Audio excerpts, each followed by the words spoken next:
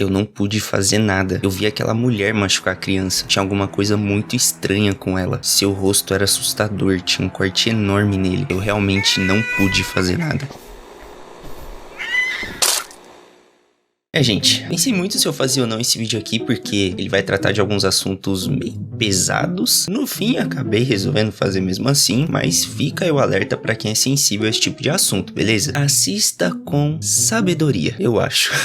Enfim, conteúdo sobre lendas é uma coisa que eu trouxe bastante aqui pro canal, mas por incrível que pareça, mano, antes de eu trazer aqueles vídeos, esse foi um tipo de conteúdo que eu nunca parei pra dar uma atenção, sabe? Eu nunca fui pesquisar sobre, era uma coisa meio no escuro pra mim. Só que depois que eu comecei a pesquisar sobre isso, eu só fui gostando mais e mais, mano. Porque as lendas dos lugares, né, além da história em si delas ser uma parada super legal de conhecer, quando você começa a olhar as coisas de um jeito mais amplo, você acaba percebendo que as lendas são muito mais do que só historinhas bizarras, sabe? Tem todo um contexto histórico, regional, você acaba aprendendo bastante sobre a própria história do lugar. Isso na minha cabeça hoje é o que eu acho mais legal, mano. É um combo de coisas que vem junto. Então assim, o que acontece, mano? Depois de eu trazer há muito tempo atrás, né, o iceberg das lendas do Japão, depois ali eu trazia um outro iceberg falando sobre o nosso folclore, a nossa cultura e tudo mais, tem muita gente que até hoje, mesmo o conteúdo aqui do canal sendo uma coisa bem diferente daquela época, ainda me pedem mais vídeos sobre isso. Então hoje, o vídeo de hoje é dedicado a vocês, só que no estilinho mais atual aqui do canal.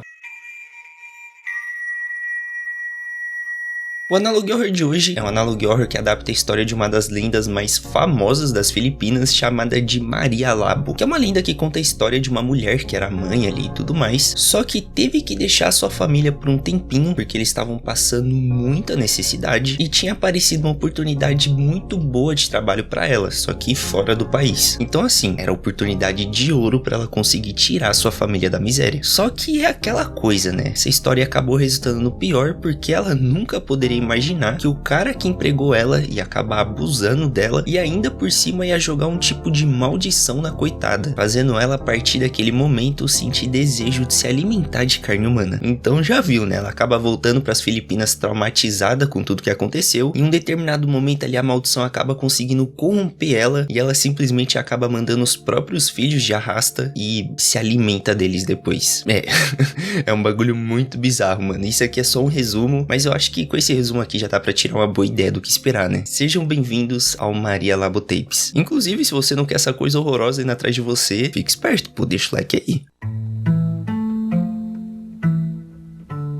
Esse primeiro episódio começa então mostrando um programa de algum canal que a gente não sabe qual que é, só aparece ali que é o canal 5, até que o programa é cortado e aparece aquela clássica transmissão de emergência. Nessa transmissão de emergência não só notificam as pessoas sobre o desaparecimento de crianças ali pela região, como também mostram a gravação de uma ligação que uma pessoa fez para a polícia depois da própria ter presenciado uma dessas atrocidades acontecendo. E assim, mano, essa pessoa tava em choque com o que ela viu. Ela disse que não pôde fazer nada, que ela viu a mulher machucar a criança, que tinha alguma coisa muito errada com essa mulher, que o rosto dela era terrível e enfim, ela pede pra polícia se apressar e se lamenta por não ter conseguido fazer nada. Depois disso então, essa gravação é cortada e mostra o rosto de alguém, muito provavelmente o rosto dessa pessoa que tava falando, ou talvez seja da própria criança, né? Sei lá, não me parece muito bem ser uma criança. Mas enfim, o vídeo segue ali mostrando uma nova transmissão, agora sendo feita pelo rádio, onde mais uma vez está sendo noticiado sobre mais desaparecimentos.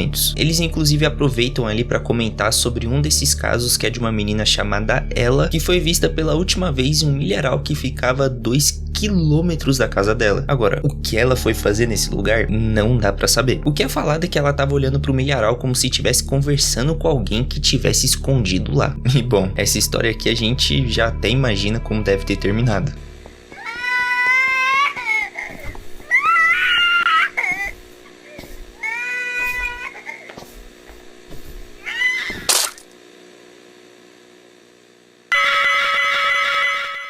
Episódio 2, Guilt. Depois então de mostrarem pra gente que várias crianças começaram a desaparecer misteriosamente em uma região bem de interior mesmo lá das Filipinas, que inclusive deixaram até as coordenadas na descrição e dá pra ver que só tem mesmo mato, igreja e fazenda lá perto. Esse segundo episódio aqui abre mostrando o espírito da garota que a gente viu antes, meio que falando com alguém e culpando essa pessoa pelo que aconteceu com ela. Parece que o espírito dela não conseguiu seguir em frente. Você não tá sozinho agora. É sua culpa. Você sabe disso, né? Você nem conseguiu me ajudar. E ainda assim foi você quem ficou com medo. É sua culpa. Frio. Tá frio aqui. Não consigo sentir nada. Não consigo gritar. Não consigo nem sentir meu rosto. E depois dela falar tudo isso, a última mensagem que aparece diz: eu fui deixada pra apodrecer. Com uma imagem de um saco todo ensanguentado embaixo. E assim, gente, dado o contexto do que ela tá falando, o que ela diz e também a foto do saco, eu acho que eu não preciso ir muito além nisso aí, né?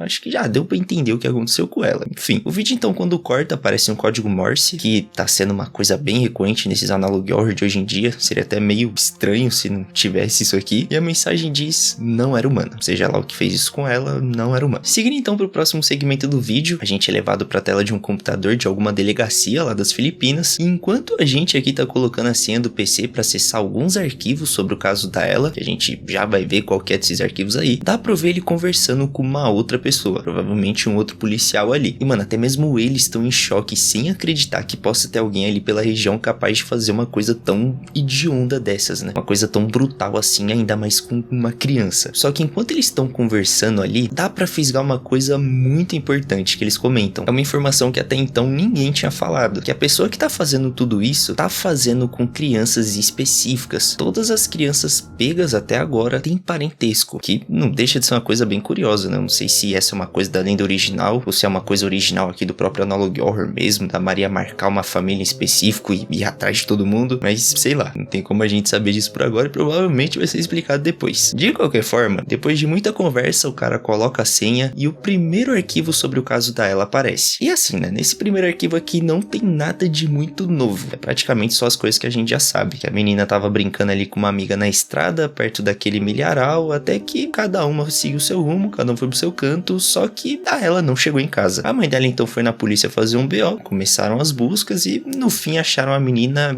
desvivida. De acordo com algumas testemunhas oculares, antes de acontecer o que aconteceu, a Ella tava conversando com alguém lá no milharal. E meio que é isso, né? Já partindo então pro segundo arquivo, aqui sim a gente já vai ter novidades, apesar de não ser exatamente uma coisa que eu gostaria de saber, né? Porque, mano, nesse segundo documento, simplesmente ele é meio que um laudo detalhado até demais de como encontraram o corpo dela. É um negócio muito, sei lá, mano, um negócio horrível. A vítima mostrou sinais de luta antes da morte. Vários arranhões estão localizados no joelho e cotovelo esquerdo. A perna foi grosseiramente cortada. O corte geral foi irregular, o que levou vários cortes antes de ser completamente decepada. A mandíbula inteira foi removida à força. O rompimento das fibras musculares implicou que a mandíbula foi primeiro deslocada e depois arrancada. Um corte foi feito logo acima da pelvis, e após uma inspeção mais aprofundada, todas as entranhas da vítima foram retiradas. E, mano, por aí vai, né? Eu acho que já dá pra gente parar por aqui, já deu pra ver que o negócio foi realmente bem feio e que, mano, seja lá quem foi que fez isso, coisa que a gente já sabe, tá longe de ser humano.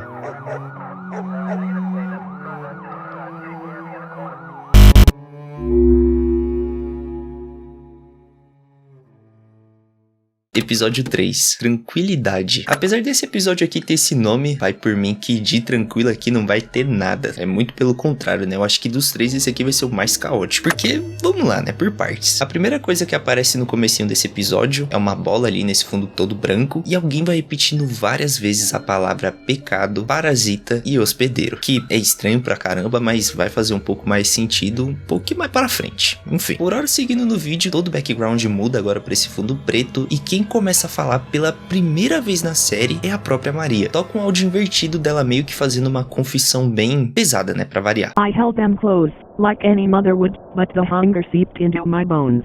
Their cries faded, as I swallowed, the tiny fingers clawing inside me. I never meant to feed on them, but now they are a part of me.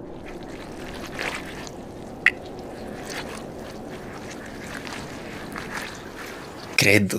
Jesus amado. E assim, a passagem de tempo nesse Analog Horror aqui não é lá um dos seus pontos mais fortes, mas pelo que a gente já conhece da lenda, parece que essa confissão aí dela veio depois dela cometer o seu primeiro crime, o seu primeiro ato ali de crueldade, que foi com seus próprios filhos. Tanto que ela fala ali, né, eu segurei eles perto, como qualquer mãe faria, mas a fome falou mais alto. O negócio é que parece que a maldição que jogaram nela não transforma ela totalmente um monstro, né? Ela ainda consegue ter momentos meio lúcidos, assim. Parece até uma parada meio lobisomem, sabe? Mas, de qualquer forma, né? Ela não ia ficar por aí. Mesmo em choque, né? E arrependida pelo que ela fez com os filhos, a gente sabe que esse era só o começo. Tanto que depois de mostrar essa cena horrorosa, o que vem depois é mais uma confissão. Com fome, eu fiz de novo. Eu não tenho controle. Eu sinto muito. Ainda posso ouvir ela chorando. E essa fome não é minha. Mais uma vez, ela foi tomada pela maldição e mais alguém rodou nessa brincadeira.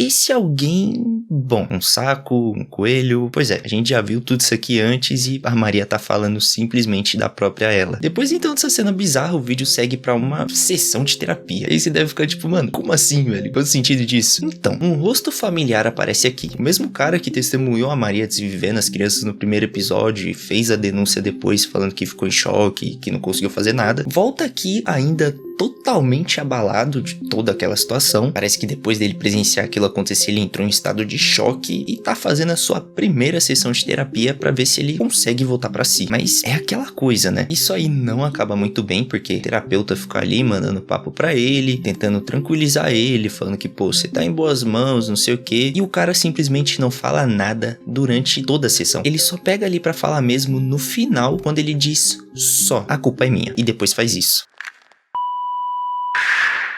Pois é, o cara se desviveu no meio da terapia do nada. E o que vem depois disso deixa as coisas ainda mais estranhas, porque ele se culpa do que aconteceu e faz o que faz com uma arma, pelo que parece, né? Pelo som.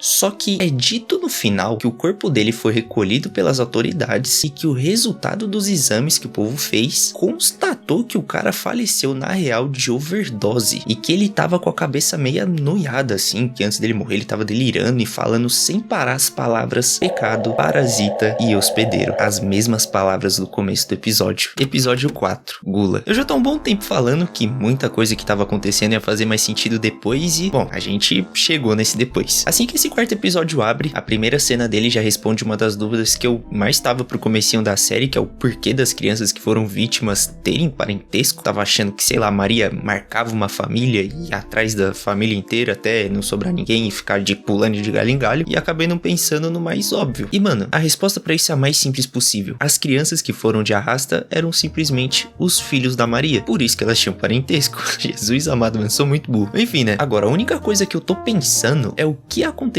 com o pai dessas crianças, né? Que eu não achei em lugar nenhum. Será que ele é o mano lá que ficou maluco depois de presenciar a Maria fazendo o que fez com a criança e depois se auto-arrastou pra cima? Talvez, né? Mas vai saber. Esse quarto episódio, então, quando abre, mostra uma menina, depois um menino e depois uma mulher. E logo depois disso fica só a silhueta da mulher na tela com um texto escrito Gula junto com ela. E essa imagem junto do texto, pra um bom entendedor já basta, né? O vídeo então, quando segue, é mostrado pra gente uma transmissão de emergência emitida pelas autoridades lá das Filipinas, onde nesse anúncio de segurança pública, eles falam que só 63% dos casos aparecimentos é resolvido e a melhor coisa a se fazer é se cuidar pra evitar o pior. Que é meio óbvio, né? Que dica merda. Eles falam também que muitos casos ficam sem solução, que quanto mais tempo passa, mais improvável é de encontrar a criança com vida, né? Encontrar a criança bem. Enfim, no geral meio que é isso, né? A transmissão acaba de um jeito meio estranho, com uma mensagem meio subjetiva falando que qualquer pai ficaria arrasado ao ouvir essa notícia. E dada a imagem, né? Será que aquele cara era realmente o pai das crianças? Tá parecendo que sim, viu? Mas, seguindo, depois dessa transmissão que aparece a própria Maria ali no campo, a silhueta dela no caso, né? E ela diz mais algumas coisas como se ela estivesse tentando conversar com as crianças. Eu não tenho controle. Você acredita em mim, né? Mamãe nunca vai te machucar. Mentirosa. Um pecado sem redenção.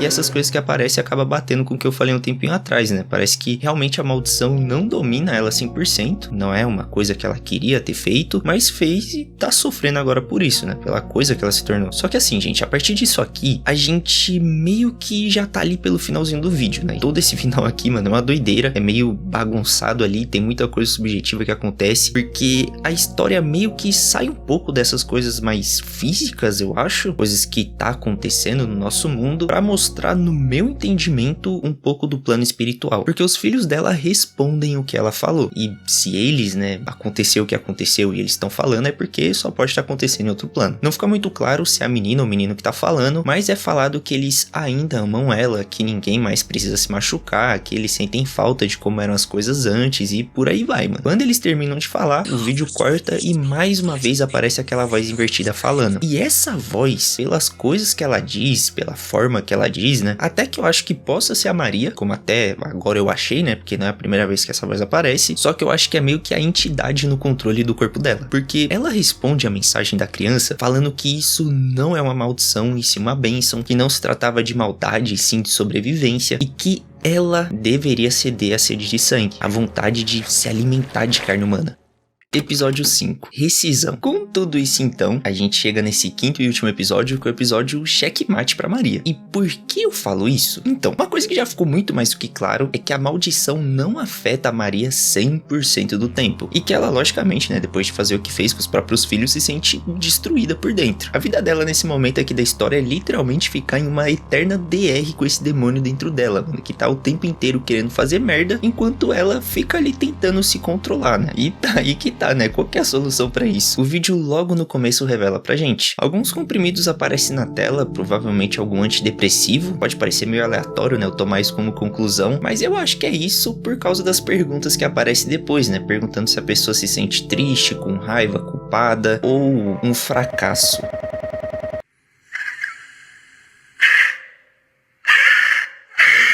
O que logicamente está querendo dizer sobre o fracasso da Maria de proteger os próprios filhos, né? E ainda por cima, mais uma vez, perguntam sobre culpa, né? Culpa é o grande cheque do negócio, né? O que com certeza, né, ela como uma mãe que amava muitos filhos, deve sentir, e muito inclusive. E é aí que revelam pra gente o fim dela, e ela acabou fazendo pior.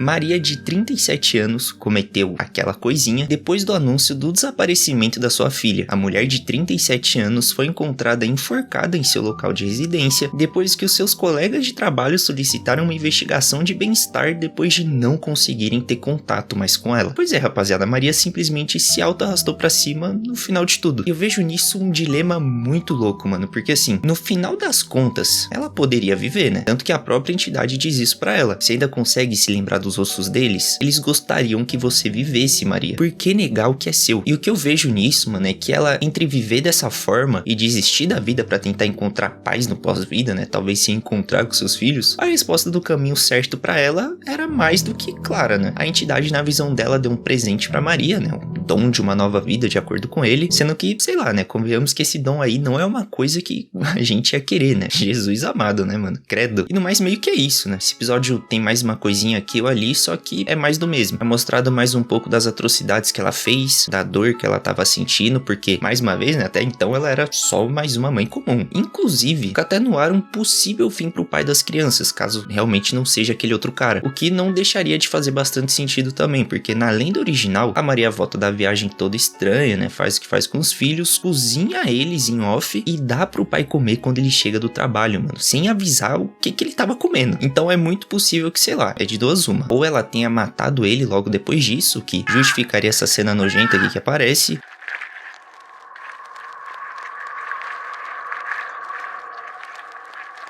O pedido de perdão que aparece depois e mais uma cena dela chorando, olhando pro céu. Ou o cara pode ter ficado vivo também, pode ter enlouquecido depois e feito o que fez.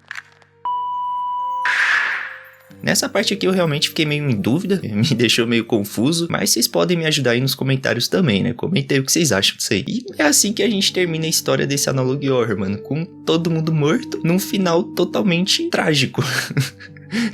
Eu não tava esperando por isso, mas tudo bem, né? Eu espero que vocês tenham gostado do vídeo, tenham gostado de conhecer mais uma lenda de quebra, né? A Ásia realmente é um lugar muito curioso, mano, tem muita lenda da hora lá. Depois daqueles vídeos lá que eu peguei falando das lendas do Japão e tudo mais, eu real, assim, fiquei com muita curiosidade, mano, de conhecer os países de lá, de, sei lá, turistar, sabe? Conhecer um pouco da cultura, viver um pouco disso, e é uma coisa que eu realmente tô trazendo pra minha vida, sabe? Eu, sei lá, sei lá, eu tô falando assim roteiro aqui, mas acho que deu pra me entender. Mas é isso aí, né? Eu achei bem massa trazer esse vídeo pra vocês, né? Apesar de eu ter feito ele de um jeito meio diferente, eu tô meio sem tempo pra gravar pra vocês, por isso que o canal já tá quase um mês sem vídeo, né? O CLT me catou, rapaziada. O CLT me pegou e, enfim, eu tô tentando fazer isso aqui no meu tempo livre e eu meio que tive que ver a série picado, né? Eu vi um episódio num dia, teorizava em cima e depois via outro alguns dias depois e tudo mais. E eu tentei encaixar as coisas da melhor forma possível, né? E eu espero que tenha ficado divertido, pelo menos. Como de costume, né? Quero agradecer aqui a todos os membros do canal. Eu não comentei na introdução, mas eu quero comentar aqui, né? Deixar o agradecimento no final. Muito obrigado mesmo a vocês que, pô, já tá comigo há um tempão, gostam aqui do conteúdo e tudo mais. E até a próxima.